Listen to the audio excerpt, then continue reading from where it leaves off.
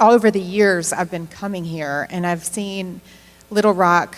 I think my first time here was maybe in 98 or 99, and I stayed at the Capitol Hotel, which was beautiful then, is beautiful now.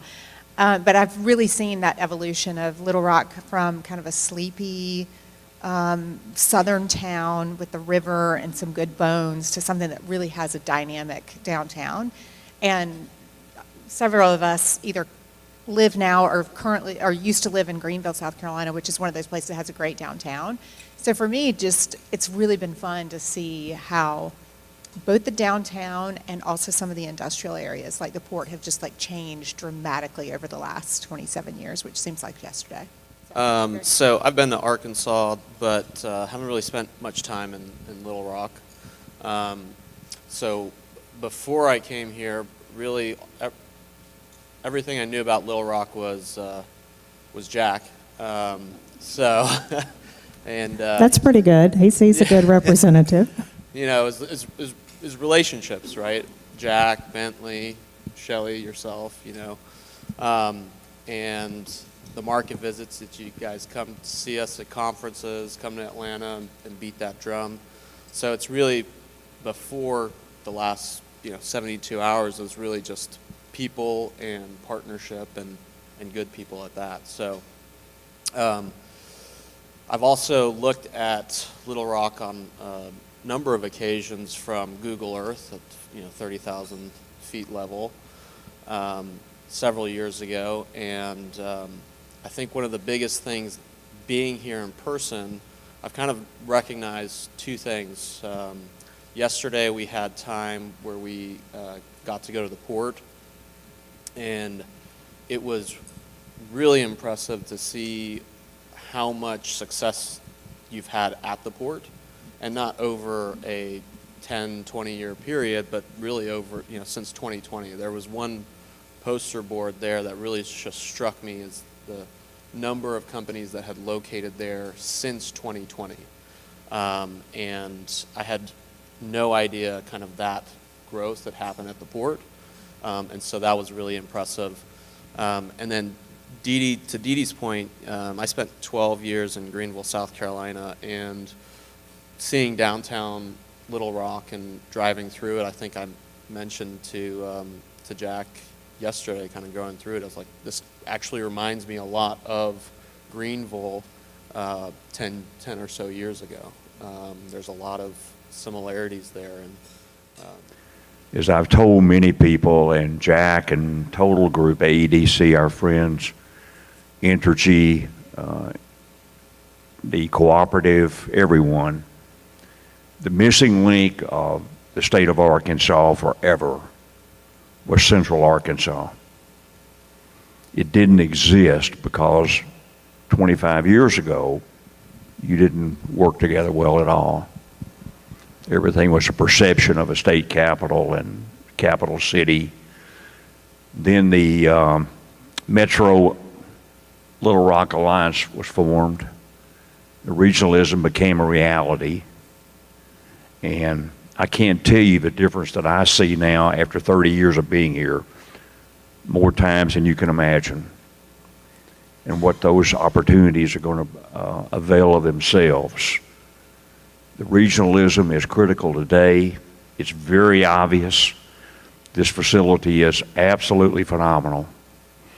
And yes, there are great opportunities here, Shelley, to do some really good business. To kind of Monty's point, the relationship that we have and that I've had with the state, Entergy, Little Rock, and other communities around Arkansas has been very strong just through the visits to Greenville and engagements at other events such as the Site Selectors Guild and IAMC. And so I had a very strong awareness and understanding of Arkansas and Little Rock. And I guess what I can say is that what has been sold and communicated to me about Arkansas and Little Rock was kind of the ground truth.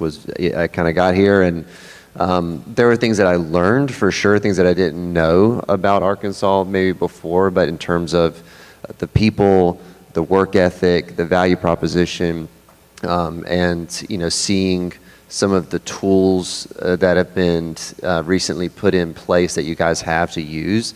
I'm not surprised. I mean, you guys are really set up for success. And I told the governor this yesterday morning and this is a national problem, that the best resource, the best natural resource in Arkansas is totally underutilized, and that is the river system. And I don't know, I can't solve it. I don't think anybody in this room individually can solve it, but every time I talk to a governor or anybody that has any say in this whatsoever, I'm like, we need to move more freight to the river, because that is a huge advantage for the United States. And it would be a much bigger advantage for Arkansas if we did that as a nation. Beyond that, I would say that, let's face it, this is flyover country, right? Kentucky has got the Kentucky Derby and KFC. Tennessee has got Jack Daniels. At least you're not Missouri, where their largest city is named after a different state. So, the most famous things that come out of Arkansas are Walmart and Clinton, and I don't know that a lot of people necessarily know that, right? So it's harder for you, to go back to what Mike was saying, is to make people aware of what the benefits that you have. So regionalism is one of the ways that you can amplify your voice, because if you're Russellville and Arkadelphia and North Little Rock and all of these different places, if you're all trying to scream at the same time, but you've got this little bitty voice, it's not the same as if you pool your assets. And I think it's not just about the marketing, it's also about thinking about your inventory. Like, you don't need 5 megasites in one region. You need 1, maybe 2. And then you need some existing buildings, you need some 50 to 100 acres, you need some 100 to 200 acres, et cetera. So just being a regional, not just the organization, not just the marketing piece, but understanding how you can all work together in order to, a rising tide raises all boats, right? Watching and hearing kind of some of the testimonies, it seems that the Little Rock Chamber and the things that they have helped implement broadly across the region, and I'm thinking maybe specifically we just learned about the academies, right? As something that the chamber has helped to implement, which I thought was really, really unique in terms of, I think it was funding too to help get that stuff lifted off the ground. And you don't really see that in maybe like kind of regional groups who more handle the marketing or maybe project management, but to really see, that type of funding to go right directly to this academy program kind of shows that there's this ability to get things implemented more at a regional level than compared to some others, in my experience. So, kudos to you guys as a region for working together to have that happen. I would just add a couple things that I've seen. Last month I was actually in a different part of the country meeting with another regional group, and we spent a lot of time actually in just one of the communities within that region. So it kind of was strange that we were being hosted by the regional group, but we were spending a ton of time in just one location. So that was kind of saw some cracks there, and just kind of throughout my time at that location, there was a couple, comments that just kind of overhear of like, we're very competitive with our surrounding communities, and I haven't. Maybe Jack's done a great job of shielding us from that the last 72 hours, but I haven't noticed that here. And the events that we've been to over the past 72 hours, it seems like everybody is in the same sandbox and playing nicely with one another. And I think that comes with a strong regional organization that can help lead the charge there and help with the branding. I think Dee Dee was talking about branding earlier. Like, I live in Peachtree Corners, but I tell everybody I'm in Atlanta, right? So that, like, nobody knows where Peachtree Corners is, especially in Georgia. You have Peachtree of everything. So that branding is very strong. It's very important.